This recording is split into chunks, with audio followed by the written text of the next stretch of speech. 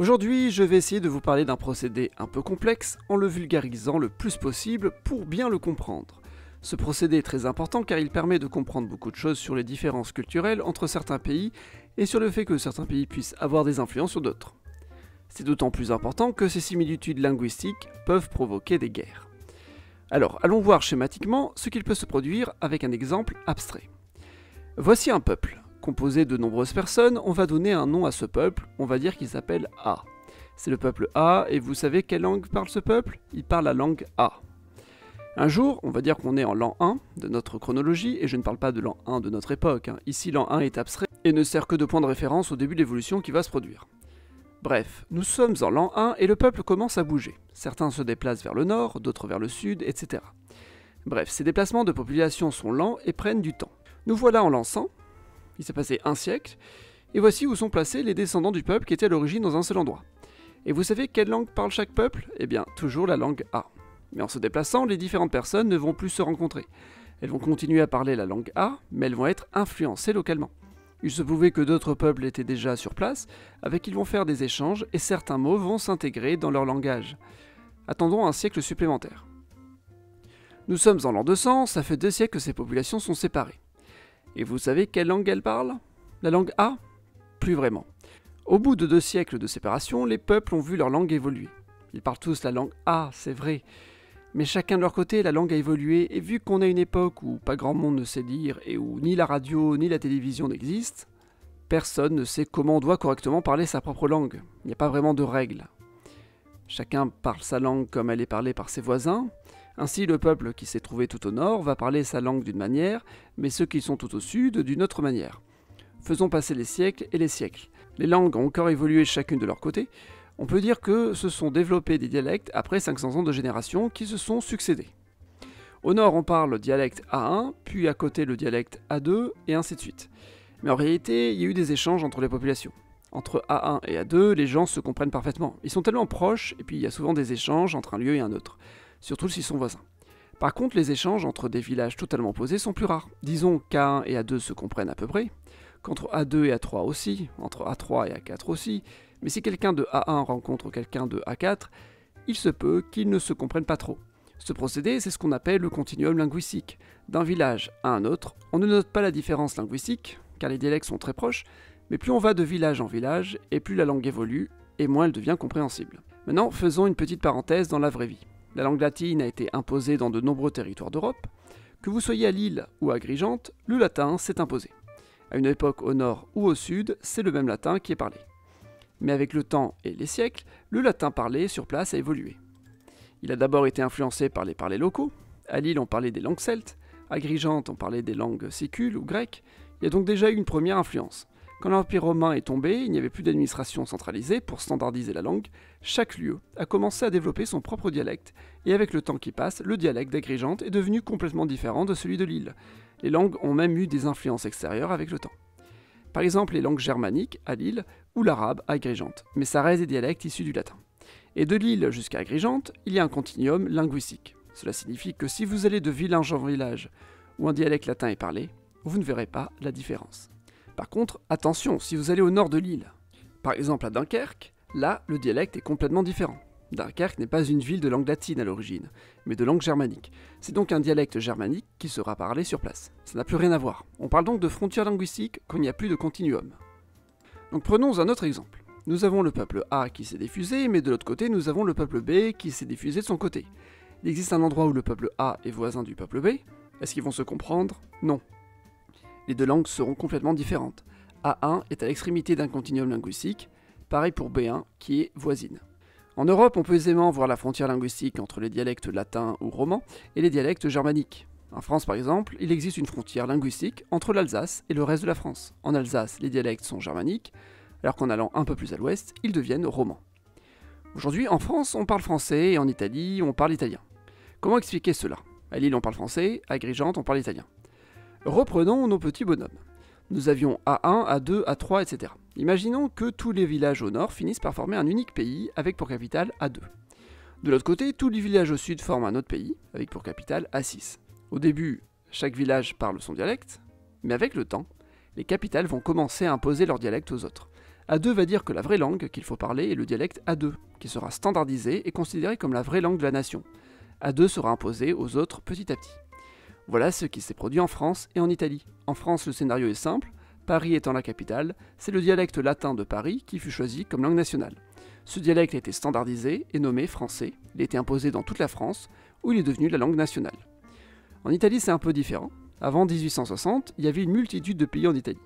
En théorie, chaque pays parlait ses propres dialectes. Mais dès la fin du Moyen-Âge, il est convenu qu'il fallait trouver une langue commune pour parler d'un endroit à un autre. C'est le dialecte de Florence qui fut choisi comme langue commune. Ce dialecte a été standardisé, révisé, simplifié, pour qu'il puisse facilement être parlé d'un endroit à un autre d'Italie, devenant la langue italienne standard. On parle de langue standard. Une langue standard est une langue qui est à l'origine un dialecte, et qu'on a standardisé pour qu'elle puisse être la même sur tout un territoire. Le français qui est parlé aujourd'hui dans toute la France est le français standard. Mais en Suisse, aussi on parle français. Est-ce un français différent? En Suisse francophone, on parle plein de dialectes latins à l'origine. Mais en Suisse italienne aussi, on parle plein de dialectes latins. Mais ces deux régions linguistiques ne se touchent pas. Dans le Tessin, on va parler des dialectes très proches de ceux de Milan, alors qu'à Genève, on parle des dialectes plus proches de ceux de Lyon. Dans la Suisse francophone, on aurait très bien pu choisir comme langue standard une langue régionale. Par exemple, on aurait pu choisir le dialecte de Lausanne et en faire une nouvelle langue standard qu'on aurait appelée le roman standard. Ça en aurait fait une nouvelle langue qui se serait diffusée dans toute la Suisse romande, soit la Suisse francophone. Mais on s'est dit que c'était plus pratique de prendre la même langue standard qu'en France. Ainsi, aujourd'hui en Suisse, la langue parlée est le même dialecte parisien qui a été standardisé. Standardisé certes, mais qui a connu des influences régionales. Certains mots peuvent être différents entre le français standard suisse et le français standard français. Mais dans les faits, la langue reste la même. Par contre, le dialecte de Lausanne sera bien différent du dialecte d'Orléans. Donc en résumé, on a une multitude de dialectes. Parfois une ville finit par imposer son dialecte sur un territoire et en faire une langue standard. Parfois la langue standard s'impose même sur d'autres territoires, comme le français standard dans l'actuelle Suisse. On dit qu'en Suisse francophone, on parle français, mais qu'en Suisse germanophone, on parle pas vraiment allemand, mais une langue à part. Pourquoi? En Suisse francophone ou germanophone, on parle dans tous les cas des dialectes latins d'un côté ou germaniques de l'autre. Mais l'histoire s'est faite différemment. La Suisse francophone a été très influencée par la langue française standard, qui s'est imposée et a fait disparaître les dialectes, en particulier dans les villes. Au contraire, dans la Suisse germanophone, la langue allemande standard n'est utilisée que d'une manière administrative, ce qui fait que les populations continuent à maintenir leur langue dialectale au quotidien. En Suisse allemande, on ne parle pas un allemand très standard. En Allemagne, on dit que la ville où on parle le mieux l'allemand est Hanovre. Pourquoi cette ville du Nord? Est-ce que l'allemand standard vient de là? Eh bien, pas du tout. L'allemand standard a été créé à partir de plusieurs dialectes du centre et du sud. Il n'y a pas un seul dialecte qui a été choisi, mais plusieurs. Vu que l'Allemagne était composée de plusieurs petits pays, il fallait essayer de chercher quelque chose qui concerne le plus de monde possible. L'allemand standard s'est ensuite diffusé dans tout le monde allemand. Dans le sud, le standard s'est mélangé aux dialectes locaux. Les dialectes étant si similaires à la langue standard, il y a un mélange et la langue parlée devient hybride, perdant de sa pureté. Au contraire, dans le nord, les dialectes sont tellement différents, avec le bas allemand, que l'allemand standard était vu comme une langue étrangère. À Hanovre, situé plutôt dans le nord, soit là où on parle le bas allemand, c'est donc un allemand standard bien pur, sans interférence dialectale, qui s'est développé. En France, on dit que dans le sud, on parle occitan. Est-ce un dialecte? Le sud de la France dispose de dialectes bien différents du nord. Ces différences se sont développées naturellement avec le temps. À l'origine, le latin était parlé partout en France. Aujourd'hui, les linguistes divisent la France en deux, disant qu'il existe une zone occitane, la langue d'Oc, et une zone de langue d'Oil. Mais il existe aussi une zone de transition appelée le croissant. Ce sont les linguistes qui s'amusent à créer des divisions pour mieux comprendre les langues. Mais dans les faits, chaque village parle son dialecte, et il existe un continuum linguistique. C'en est de même en Italie où les linguistes ont tendance à diviser le pays en deux grandes aires dialectales. Mais la frontière entre ces deux aires, les différences semblent mineures. Mais du coup, l'occitan, c'est quoi? La langue régionale qu'on apprend dans les écoles spécialisées. Et bien là encore, c'est un occitan standard qui a été choisi car chaque dialecte occitan est différent. Que vous soyez à Bordeaux ou à Marseille, ce sont deux occitans différents qui sont parlés. Ainsi, l'occitan standard, étudié à l'école, vient d'un processus de standardisation basé sur plusieurs dialectes. Frédéric Mistral avait déjà créé une première variante pour pouvoir être compris dans tout le sud de la France au XIXe siècle. Cette standardisation a été améliorée dans la première moitié du XXe siècle pour devenir la norme actuelle. Pour les linguistes, l'occitan correspond à toute cette zone. Elle concerne aussi l'Italie en petite partie. Cette zone linguistique est donc scientifique. Ce sont des scientifiques spécialistes des langues qui ont défini l'art linguistique des dialectes en se basant sur des similitudes. Revenons à notre peuple A. Maintenant que le peuple A s'est bien diffusé et que chaque village a son propre dialecte, les linguistes font un état des lieux. Ils se rendent compte que dans tous les dialectes du Nord, on utilise beaucoup le son I, Par contre, dans tous les dialectes du Sud, on utilise beaucoup le son U, son inexistant dans le Nord. Et bien voilà, on dessine une frontière linguistique et on répartit les dialectes en deux familles, la famille I et la famille U. C'est la même chose avec l'occitan, dont une des principales particularités est que le mot oui se dit hoc, d'où le nom. Mais prenons un autre cas. Imaginons que du côté de la langue B, les linguistes créent plusieurs familles linguistiques, notamment la famille B triangle et la famille B étoile. Mais une frontière politique est créée entre deux pays. Nous avons un pays dominé par les dialectes A et un autre dominé par les dialectes B. Comme vous pouvez le voir, il existe une zone où on parle des dialectes B au sein du pays A. Mais parmi ces dialectes, certains sont de la famille B triangle et d'autres de la famille B étoile. Le pays A a tout intérêt, dans un élan nationaliste, à masquer l'origine B de ces langues régionales sur son territoire, et préférera les nommer par de nouveaux noms pour sous-entendre que ce sont des régions à part qui ne sont ni A ni B. C'est le cas avec l'Alsace. Si vous dites que les Alsaciens sont des Allemands, il est très probable qu'on vous corrige, qu'on vous dise que ça n'a rien à voir et que les Alsaciens parlent alsacien et non allemand. Mais en réalité, c'est bien plus ambigu. En Alsace, on parle plein de dialectes germaniques, tout comme on en parle de l'autre côté de la frontière.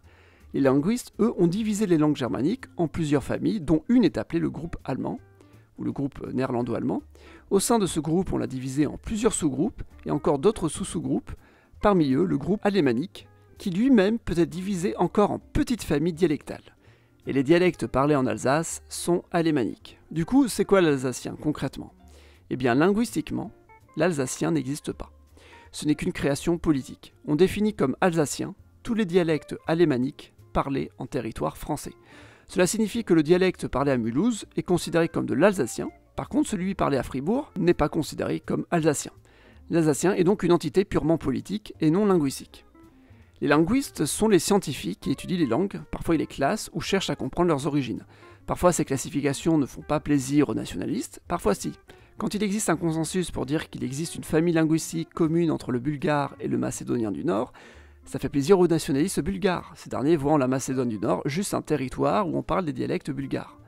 Par contre, ça ne fera pas plaisir aux nationalistes macédoniens qui, eux, veulent se considérer comme un peuple à part.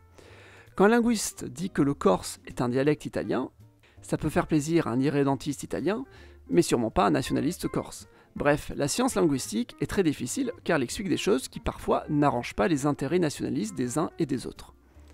Et les explications scientifiques peuvent facilement arranger certains qui les réutilisent, mais pas pour de bonnes raisons. Ça peut parfois provoquer des guerres. Quand un biologiste prouve qu'un dinosaure est plus proche du poulet que du lézard, ça peut peut-être choquer ceux qui pensaient le contraire, mais ça ne va pas bouger les foules. Par contre, quand on dit que l'alsacien n'est qu'une construction politique et que le dialecte parlé à Strasbourg est un dialecte alémanique autant que celui parlé à Fribourg, et que les dialectes alémaniques sont des dialectes allemands, là, ça peut faire mal. Revenons à nos peuples A du début. Plein de dialectes se sont développés. Un jour, A2 crée un pays autour d'un grand territoire. Mais tous les peuples A du sud ont été annexés par un autre pays. A2 va imposer son dialecte comme étant la langue principale. Par contre, dans le sud, le dialecte A2 ne va pas s'imposer. Au contraire, ayant été annexé par un autre pays, on va avoir tendance à lui imposer une langue étrangère. Ou au contraire, une nouvelle langue standard sur place qui va se développer. Eh bien, ce schéma, c'est celui de la Russie et l'Ukraine. L'Ukraine et la Russie sont un même territoire linguistique à l'origine. La partie russe est devenue un pays à part et a fait du dialecte de Moscou sa langue standard, qui est devenu le russe actuel. Le nord de l'Ukraine actuelle, n'ayant pas appartenu à la Russie pendant longtemps, a développé sa propre langue standard basée sur le dialecte de Kiev. C'est devenu l'ukrainien standard. Ces standardisations sont très récentes, elles datent parfois du 19e siècle, mais j'explique tout cela dans ma vidéo sur l'invasion russe de l'Ukraine. D'ailleurs, en parlant de Russie, elle est très grande. Entre Vladivostok et Moscou, il doit y avoir une grande différence linguistique. À quoi ressemble un dialecte de Vladivostok? Eh bien, il n'existe pas vraiment de dialecte à Vladivostok.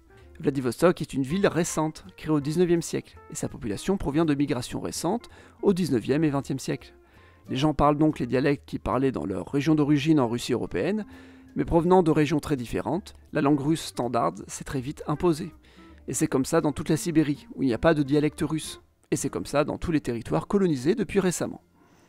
Bref, merci d'avoir regardé cette vidéo, j'espère qu'elle vous a plu et qu'elle vous aura permis de comprendre ces subtilités linguistiques. N'hésitez pas à mettre un petit pouce bleu et à vous abonner. À la prochaine.